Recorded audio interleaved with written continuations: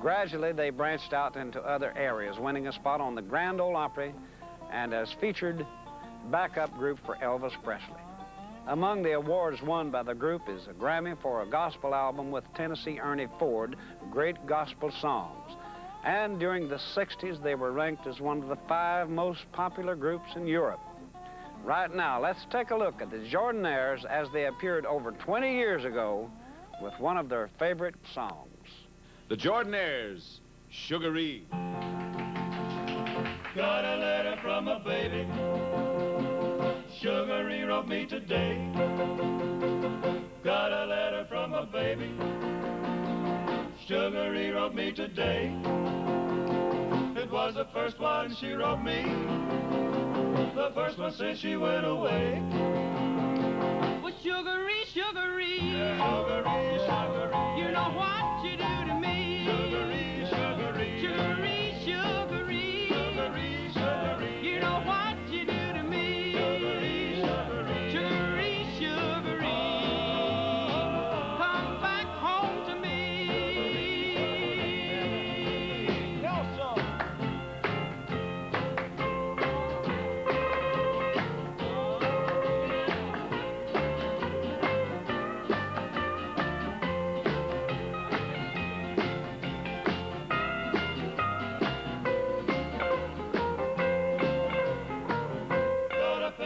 and some paper. Then I sat right down to write. Got a pencil and some paper. Then I sat right down to write. I said I miss you in the daytime, but I miss you more at night. Well, Sugaree, Sugaree, Sugaree, Sugaree, you know what you do to me. Sugaree, Sugaree, you know what you do to me. Sugaree, Sugaree, come back home to me. Sugaree, Sugaree.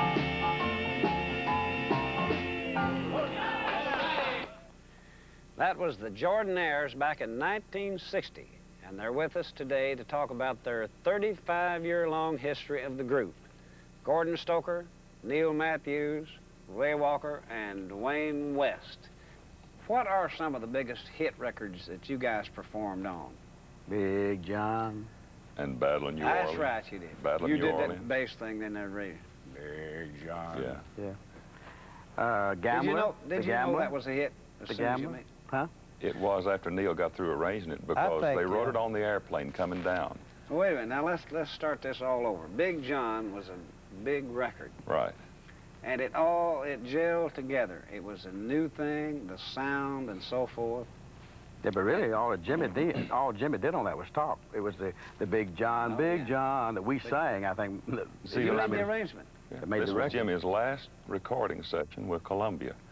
And the only reason he had this session was because they had failed to give him one. His contract had run out, and nobody really knew it but Jimmy. And he wrote the song coming On the plane, coming down, and he said, I've got these lyrics. Grady said, they look great. And he said, what can you do with it? Anita Kerr sang with us.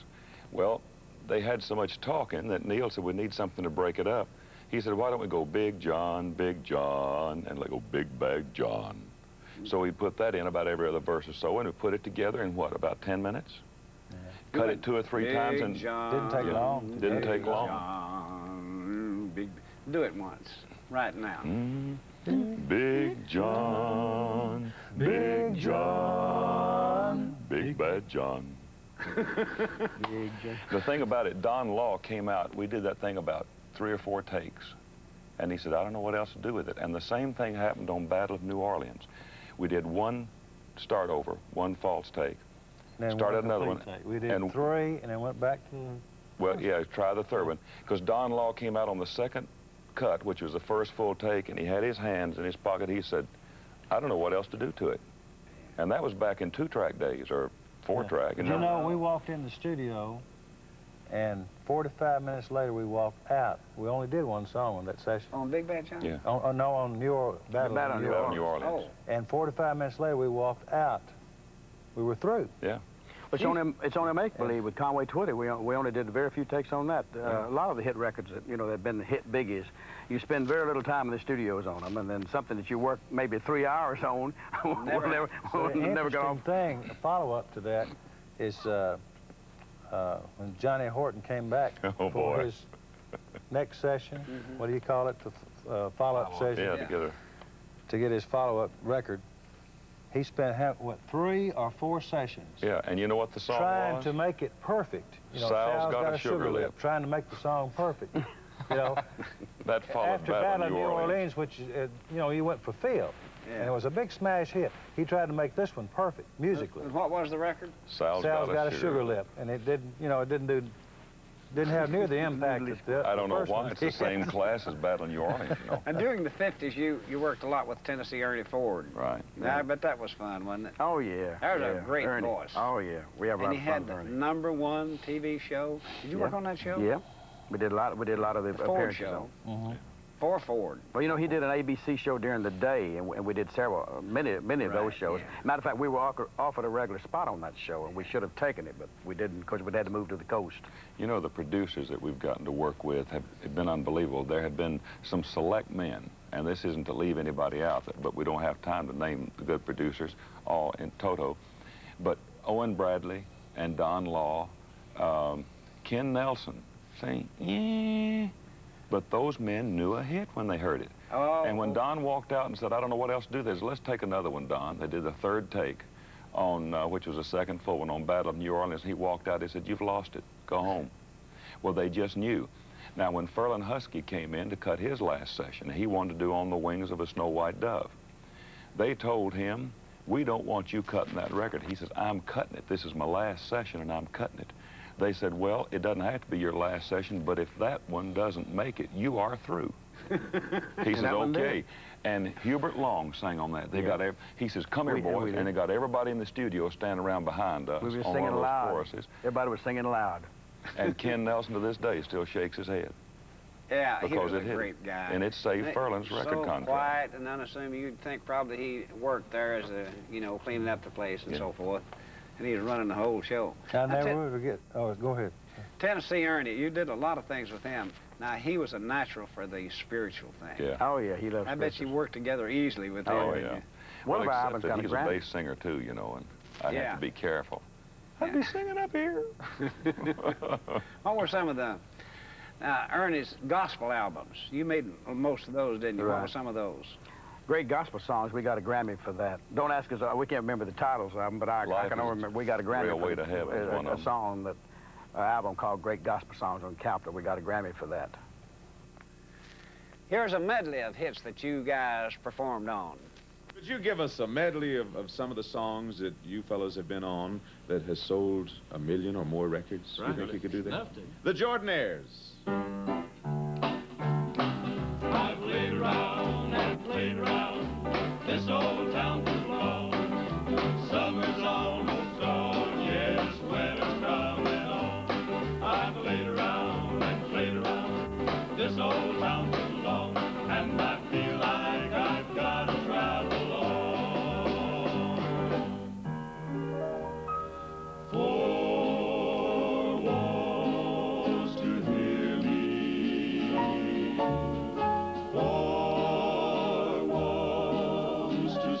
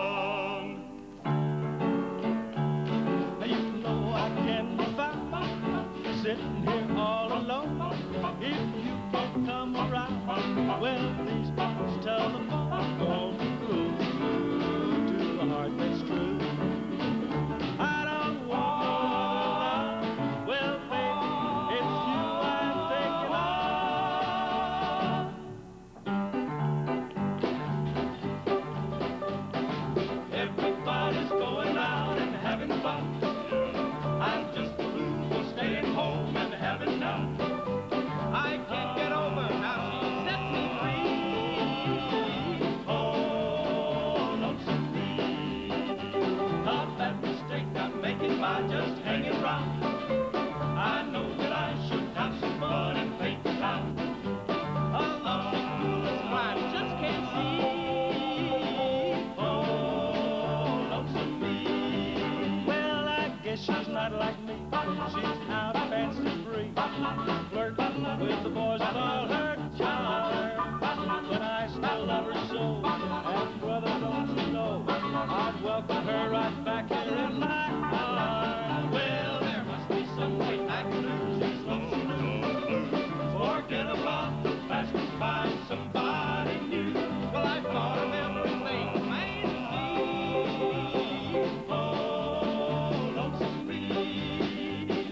Oh, lonesome me.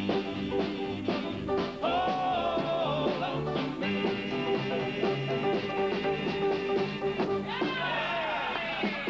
We've been talking with the Jordanaires, and we'll be right back after this. Talking about the other people you recorded with. So let's go back and review some of the things you did for yourselves. You had some great records. Just the Jordanaires. Sugaree. Yeah. You remember that We one? had an almost hit Yeah. on Cigarette. And you know, Marty Robbins wrote that thing. Yeah. Really? You know, really, Sure we did. spend so much time. We've spent so many years working with other artists and thinking for them and with them and helping do their arrangements and all of that.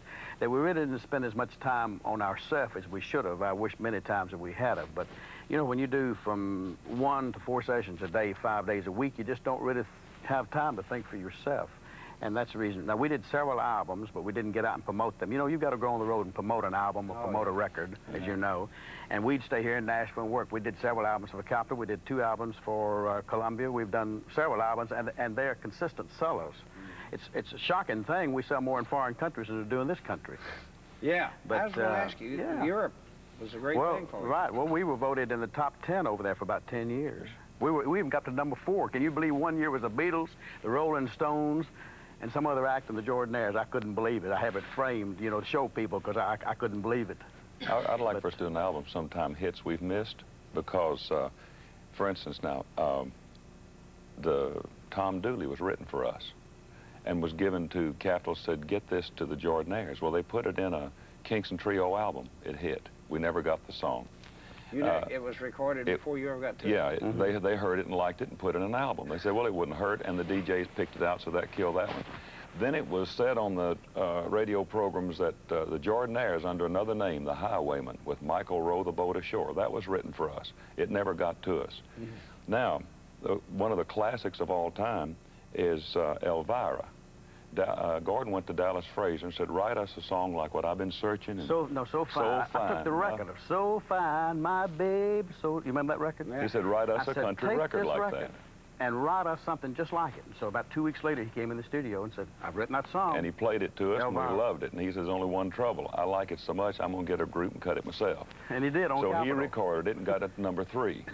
A little while back, we said, why don't we get Elvira and put it out? All we need something fresh, and you and then the Oaks picked it up. But that was written for us, and they did our arrangement of it. And I told Dwayne Allen that I had taken the record of So Fine to Dallas Fraser to get him to write us. And so the next record that they came out with was So Fine. So Fine. And they, So we're really responsible for the Oaks transition from the gospel to the pop world. You know, They- all foreign countries have their folk music and a certain type of thing that goes well with the general public. Why do you think you guys went so well in those foreign countries? Because they didn't know us. I can give you an example. To know us is to despise we were in us. Paris about what, 4 years back, and Oh, yeah. over there we walk into a restaurant and they were playing like 50s Elvis records, and they were playing things that we had been on and everything.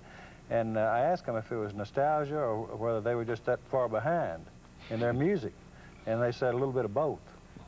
So, and we did a week in Paris and got standing ovation. They were hollering "Viva, Viva," and we were wondering what is Viva, and they were standing up, you know, and throwing up their arms and hollering Viva. And Viva What was does what, Viva? more? More? Well, yeah, Again. it comes from alive, alive, alive, more. Yeah, well, more, Keep going. more. And We filled it's like that a standing thing for, ovation. We let's couldn't see, believe it. 8 nights straight, fill the house for 2 shows with Eddie Mitchell over there, and they said we could have run 30 to 45 days and sell out every time. And that Charlie McCoy was over there, and Barefoot Jerry and all. We did a full week. Not even being able to speak the language, trying to make change and still keep them getting hungry. We got a call last week to come to Norway in September. We'll probably go, you know. We'll probably every show will be a sellout. But Steve, they pay more attention. They know all the musicians. They know every name. It's shocking. You know, Harold Bradley, just a background guitar picker on sessions, went over there, and he said he couldn't believe how many people came up and said, "Hey, I know you. You're Harold Bradley." Names, every name. I mean, all the musicians and all the background singers and everybody is as big as the artist in Europe. And of course, our name has been on so many albums, and then a lot of people just know our sound in Europe, and they are very interested in that, and for that reason, the name has been very popular over there. We went to Holland a year or so back and did one of the largest shows over there. Mies, a lady who has the top show in that area. She's a personal friend of the Queen, and everybody loves her because she's got a real good, solid reputation. And the next day on the streets, even children, they would stand and point. When they'd see us come through one of the malls or something, they'd point, and they'd walk up and maybe tug on our pant leg, the little short ones, with "Mama, Mama, Mama, there's a man, in whatever they say in Dutch." And it was really something to be recognized over there because of the way they pay attention to what they see on television. We've been talking with the Jordanaires, and we'll be right back after this. Big John, Big John. Big bad World's Fair this last year? Yeah. That was fine. Good old Knoxville. You didn't even come by my house. I lived 8 miles from that fair. You didn't even come by. That takes me back a few years. Archie. We did if you recall, we did the Ramp Festival, you know, years ago with Ernie. We came back through Knoxville and came by one of your restaurant, a family restaurant or something, and I got the best blue cheese recipe for blue cheese dressing that I've ever put in my mouth. Yeah, from your restaurant there. Right, and you know that dude burned down right after that. Yeah, no kidding. You want the recipe back? Well, it's a good one. We got the insurance bill out of this. Well, I never got the fire started. After you got the recipe, you burned it down. I didn't want anybody else to get the recipe. Oh. Well, what's in the future now for the Jordanaires? Talking about the World's Fair, what shocked us, we sang 3 numbers at the World's Fair, and the last number we sang was Rain, Rain, Rain, a Spiritual, and we stopped the show. We got a standing ovation. It shocked us, so we didn't know what to do, because, you know, we don't make very many personal appearances at all, as you know. And when we got the standing ovation, we didn't know what to do, you know. We used to carry an encore with us, but after 25 years, we forgot what it was. So we didn't know what we just sang, so, you know. Oh, you perform a lot these days? No, not really. Not too much. We could more than we do, I guess. I put it this way: if we had to do an hour-and-a-half show would be in trouble. We like to work in the studios. You're not doing any tours? No, we'd rather work in the studios, do background. That's the easy. But you know what's wonderful, and I'm sure someday you'll realize this when you get to our ages now, and our children are grown. I'm looking forward to that. I'm trying to be nice, Archie, and our wives are still healthy, you know, and all that. They just, well, the whole family, everybody's in good health, and the children are on their own. We could travel more now than we do because of the diversification in the music business here in Nashville. Jack Green gave us an insight one time. We were on his first hit record when he was a drummer, you know. There goes my everything, okay. For 4 or 5 years, and he said, man, you guys are costing me a wad of money. He said, because I've had to carry a group on the road with me for 5 years now because they want to hear my stage show like they hear my records. And he was in town recording several times within the next 5 years, and I said, Jack, I heard you recorded last week. He said, yeah. And he said, sorry I didn't use you guys, but he said, you know how things happen. People want to hear my records like my stage show now. So what we've done is sung ourselves out of a job, see? Right. It goes in about 10-year cycles. And now the artists are bringing their groups into town a lot of time and performing on record like a stage show. So instead of being 2 groups in town, you've got as many as there are artists in some case, and we have a little more spare time. Well, that's great. That's great. You guys, you got nothing to regret. The things you've done, and don't you ever regret that you didn't do, because you can't live with regrets. See, I did what I did was in the scheme of things, and it certainly worked out for you guys. You all look young yet, and you're telling me you've been in the business all these years. Golly. We've been talking with the Jordanaires. Join us again for Yesteryear in Nashville. The Lord is a busy man, the Lord is a busy man, a mighty busy man is he, he's always busy. But rain or shine, he's still got time to look out for you and me. The Lord is a busy man, the Lord is a busy man, a mighty busy man is true. But we are blessed with the day of rest, his labors are never through. He has to hang up the stars, shine up the moon, see that the birds keep singing in tune. Oh, the Lord is a busy man, the Lord is a busy man, a mighty busy man is he. But rain or shine,